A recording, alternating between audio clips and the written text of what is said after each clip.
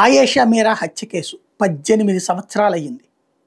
అప్పట్లో ఫస్ట్ ఆ ప్రాంతానికి సంబంధించినటువంటి వాళ్ళని ఎంక్వైరీలతో బిగిన్ చేసి, సాంకేతిక ఆధారాలతో సత్యం బాబుని అరెస్ట్ చేశారు.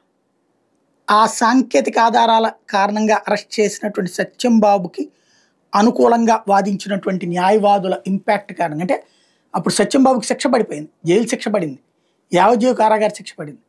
అదే సత్యం బాబుని ఆ తర్వాత విడిచిపెట్టేశారు. ఏంటి అంటే ఈ సాంకేతిక ఆధారాలు చెల్లవు చాలవు అన్నటువంటి కారణంగా. నెక్స్ట్ వచ్చేటప్పటికి వాళ్ళ కుటుంబం ఆయేషా తల్లి చెప్పేది ఏంటంటే, కోనేరు రంగారావు మనవడి మీదన ఆరోపణ చేస్తూ వచ్చారు. అతనికి ఆల్రెడీ టెస్టులన్నీ చేయించడం అయింది, లై డిటెక్టర్ టెస్ట్లు ఇట్లాంటివి కూడా ఏమి కాదని చెప్పి అప్పుడు వదిలిపెట్టేశారు పోలీసులు. లేదు అది అప్పుడు గవర్నమెంట్ మ్యానిపులేట్ చేసింది అన్నటువంటిది ఆమె ఆరోపణ. దాంతో సిబిఐ 7 సంవత్సరాల నుండి దర్యాప్తు చేసింది. ఫైనల్గా నివేదిక హైకోర్టుకి ఇచ్చింది, సీల్డ్ కవర్లో ఇచ్చింది. ఆ నివేదిక తమకివ్వమని అడిగితే ఆయేషా మీరా తల్లి కింద కోర్టుకు కూడా వెళ్తుంది, ఆ కింద కోర్టులో తీసుకోండి అని చెప్పారు. ఏం చెప్పింది సిబిఐ? వాస్తవంగా సిబిఐ కనుక ఫర్దర్ ఎంక్వైరీ ఏదైనా చేసి ఉంటే, అంటే దీంట్లో వేరే కోణం దొరుకుంటే ఈ పాటికి అరెస్ట్ చేసి ఉండేవాళ్ళు కదా.